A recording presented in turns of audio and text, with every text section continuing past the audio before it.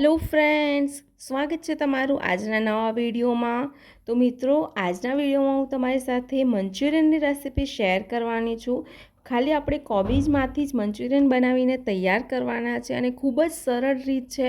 બધા જ પહેલી વાર બનાવતા હશે તો પણ પરફેક્ટ એ બનાવી શકવાના છે અને બિલકુલ લારી અથવા હોટેલ રેસ્ટોરન્ટમાં મળે છે એવા જ ટેસ્ટ અને અથવા તો કહેવાય કે એના કરતાં પણ સારા સ્વાદમાં આપણે ઘરે મંચુરિયન બનાવીને તૈયાર કરવાના છે. તો મેં અહીંયા આગળ એક કોબીજનો મોટો દડો લઈ લીધો છે મિત્રો, અને કોબીજને મેં અહીંયા આગળથી બે ભાગમાં કટ કરી લીધી છે સૌથી પહેલાં. અને મિત્રો, એક વાત તમને કહું તો અહીંયા આગળ આપણે કોબીજને તમે છીણો ના, એના કરતાં તમે ચોપરમાં ચોપ કરશો ને તો એ ચોપ કરેલી જે કોબી હશે એમાંથી જે મંચુરિયન બનાવીશું તો એમાંથી બિલકુલ પણ પાણી ખૂબ જ ઓછા પ્રમાણમાં નીકળે છે. ઘણા કમેન્ટ આવતા હોય છે કે કોબીજમાંથી પાણી તો બહુ જ છૂટે છે અને કોબીજના જે મંચુરિયન હોય છે એ નથી બનતા. પણ આજની હું તમને જે રેસીપી કહું છું એ ખૂબ જ ઇમ્પોર્ટન્ટ છે મિત્રો. તો જે કોબી છે એને આપણે આ રીતે ચોપરમાં ચોપ કરીને મંચુરિયન બનાવીશું ને તો બિલકુલ પણ એમાંથી પાણી રિલીઝ નહીં થાય અને મંચુરિયન પરફેક્ટ આપણા એવા બનીને તૈયાર થશે. તો મેં કોબીજને આ રીતે કાપીને મોટા મોટા ટુકડામાં પછી ચોપરમાં એકદમ આ રીતે ઝીણી ચોપ કરી લીધેલી છે. તો ચોપરમાં મિત્રો તમે જોશો તો એકદમ ઝીણી એવી બારીક એકદમ નાની નાની સાઇઝની કોબી જે છે એ કટ થઈને તૈયાર થાય છે. તો જુઓ, હું તમને નજીકથી બતાવું તો એકદમ ઝીણી ઝીણી કોબી જે છે એ કટ થઈ છે અને આમાંથી છીણશો તમે એના કરતાં ઓછું પાણી આમાંથી રિલીઝ થાય છે. એને કોબીજના જે મંચુરિયન છે એ પણ એક દડામાંથી મિત્રો તમે માનશો પણ નહીં, ખાસું બધું તપેલું ભરીને આપણા મંચુરિયન બનીને તૈયાર થાય છે. તો આ રીતે મેં જે કોબીજ છે એ આખી દડો કોબીજને મેં અહીંયા આગળ ચોપ કરી લીધી છે. પછી આપણે કોબીજના મંચુરિયન બનાવવા માટે 1 ચમચી મેં આદુ મરચાં અને લસણની પેસ્ટ નાખી છે. 2 ચમચી નાખી છે મિત્રો, કારણ કે મારે ક્વોન્ટિટી વધારે છે. પછી મેં અહીંયા આગળ 1 ચમચી લાલ મરચું પાવડર નાખ્યો છે. 1 ચમચી કશ્મીરી લાલ મરચું પાવડર નાખવાનું છે. પછી સ્વાદ પ્રમાણે મીઠું નાખી દઈશું અને પિંચ હળદર નાખવાની છે. અને પછી આપણે આની અંદર ઉમેરી દેવાનું છે 2 થી 3 ચમચી ધાણા જીરું પાવડર, કારણ કે ધાણા જીરું પાવડરથી સ્વાદ આપણો સારો આવશે મિત્રો. એટલે મેં અહીંયા ધાણા જીરું પાવડર નાખ્યો છે અને અડધી ચમચી જેટલો ગરમ મસાલો નાખ્યો છે. હવે આ બધા જ મસાલાને કોબી સાથે આપણે મિક્સ કરી લેવાનું છે. બિલકુલ એકદમ હળવા હાથે આપણે કોબીજ અને મસાલાને મિક્સ કરવાનો છે, કારણ કે મિત્રો અહીંયા આગળ હવે આપણે મીઠું નાખ્યું છે એટલે કોબીમાંથી પાણી જે છે એ ધીરે ધીરે રિલીઝ થશે. તો પછી આ રીતે તમે મિક્સ કર્યા પછી આપણે અહીંયા આગળ એક મોટો ચમચો ભરીને મેં અહીંયા આગળ અને માપ પ્રમાણે કહીએ તો 2 થી 3 ચમચી જેટલો કોર્નફ્લોર નાખ્યો છે. અને એની સામે આપણે 1.5 વાડકી મેં અહીંયા આગળ મેદોનો ઉપયોગ કર્યો છે.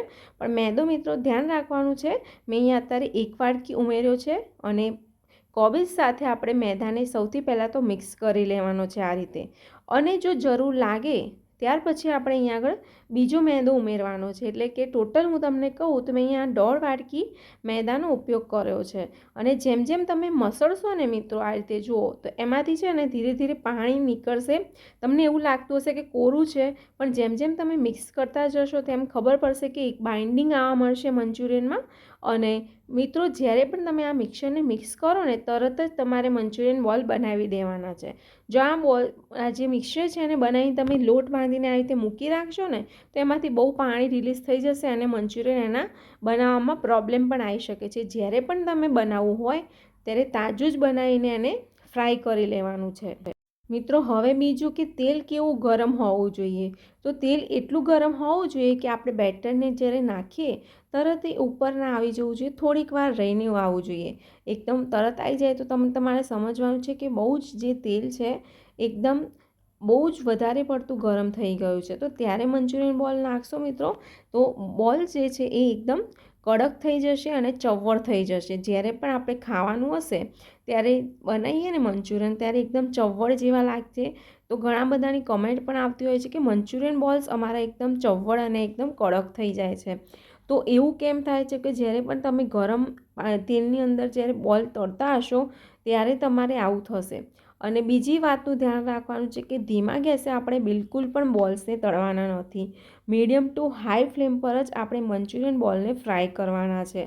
એટલે જે તેલ આપણું હોવું જોઈએ મિત્ર, મેં તમને કીધું 3થી 4 વાતોનું ધ્યાન રાખવાનું છે. તો આપણા બોલ્સ જે છે એ પરફેક્ટ બનીને તૈયાર થશે. તો આ રીતે તમે જુઓ તો ગોલ્ડન બ્રાઉન આપણા બોલ થઈ જાય ત્યાર પછી આપણે અહીંયા આગળ પ્લેટમાં મંચુરિયન બોલ્સને કાઢી લેવાના છે.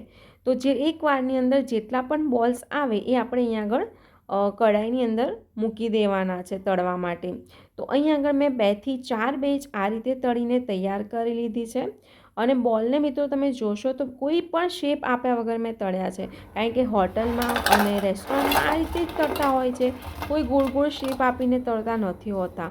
તો મિત્રો તમે જુઓ એકદમ સરસ એવા ક્રિસ્પી અને મજેદાર, એકદમ ઉપરથી ક્રિસ્પી, કુરકુરા અને અંદરથી સોફ્ટ એવા આપણા મંચુરિયન બોલ બનીને તૈયાર થઈ ગયા છે. તો ચમચીની મદદથી હું તમને બતાવું, પણ તમને વિડીયોમાં ખબર પડશે કે નહીં એ મને નહીં ખબર. હવે અંદરથી હું તમને બતાવું તો જો એકદમ પોચા અને સરસ એવા આપણા બોલ બનીને તૈયાર થઈ ગયા છે. તમને એવું લાગતું હશે કે સરસ કેવા બનશે આપણા બોલ, પણ એકવાર બનાવીને કોબીજ ખાલી ને ફક્ત કોબીજમાંથી જ આ બોલ બનીને તૈયાર થાય છે અને ખૂબ જ ટેસ્ટી છે મિત્રો. તો એકવાર બનાવીને જરૂર ટ્રાય કરજો.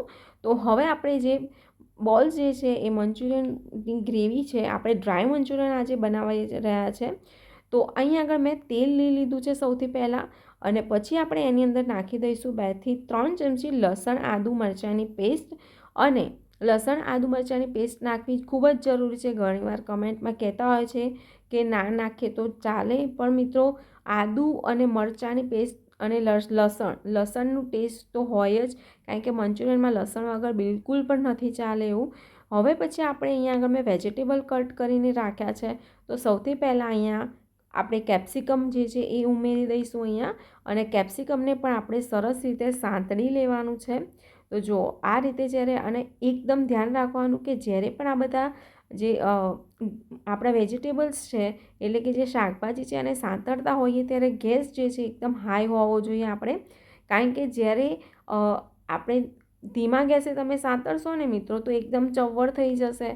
જે શાકભાજી જે છે ત્યારે સર્વ કરીશું ત્યારે બિલકુલ પણ સારું નહીં લાગે. આપણે એને બાફવાનું નથી. ઘણીવાર અત્યારે ગુજરાતી બધા જ કામ કરતા હોય છે કે એને બાફી દેતા હોય છે, પણ બિલકુલ પણ બાફવાનું નથી હોતું.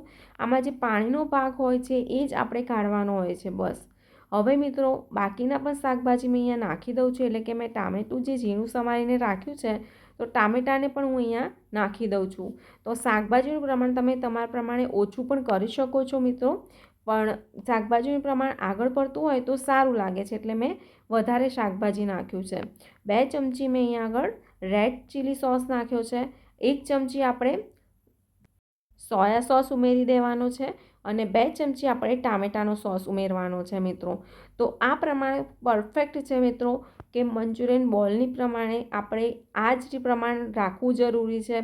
તો મેં જે પ્રમાણે કીધું એ પ્રમાણે તમે નાખજો, અને સોસ બધા નાખીને આપણે મિક્સ કરી લેવાનું છે.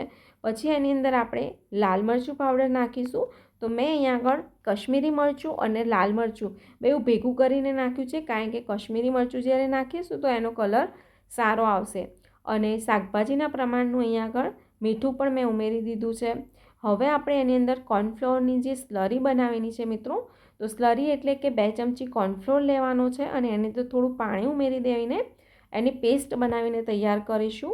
હવે એને આપણે આ તપેલાની અંદર નાખીને મિક્સ કરી લેવાનું છે.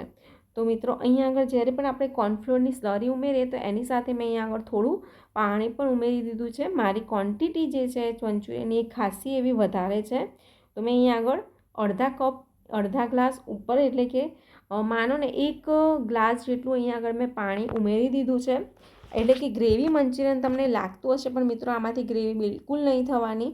આ ડ્રાય મંચુરિયન જ છે. ગ્રેવી બનાવી હશે તમારે તો આનાથી પણ હજુ થીક, એટલે કે જાડી એવી ગ્રેવી બનાવીને આપણે તૈયાર કરવાની હશે, અને પાણી પણ આના કરતાં ડબલ નાખવાનું હોય છે.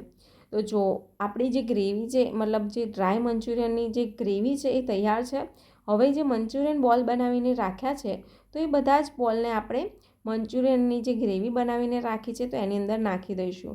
તો જુઓ, જેમ જેમ આપણે મંચુરિયન બોલને હલાવતા જઈશું ને એમ તમને મિત્રો ખબર પડશે કે બધું જ જે ગ્રેવી છે ને એ મંચુરિયન બોલને શોષી લેશે.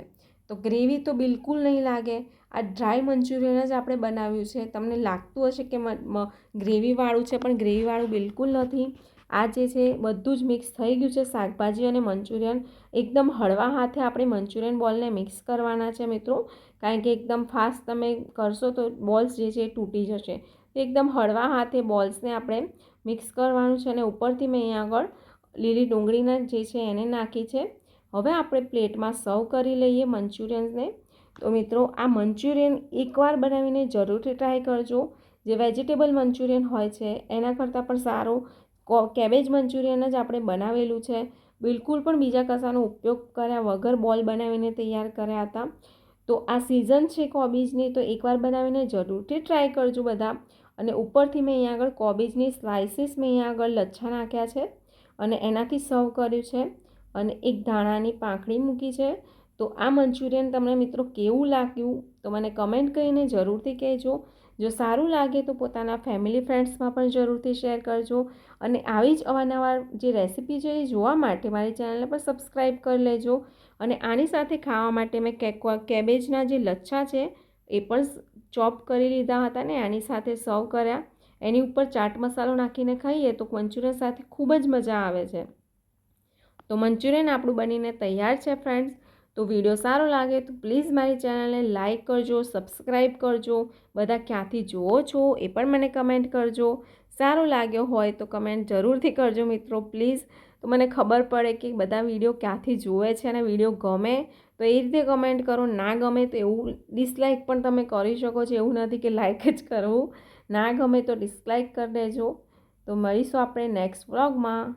જય શ્રી કૃષ્ણ બધાને. જય માતાજી. મળીશું નેક્સ્ટ વ્લોગમાં.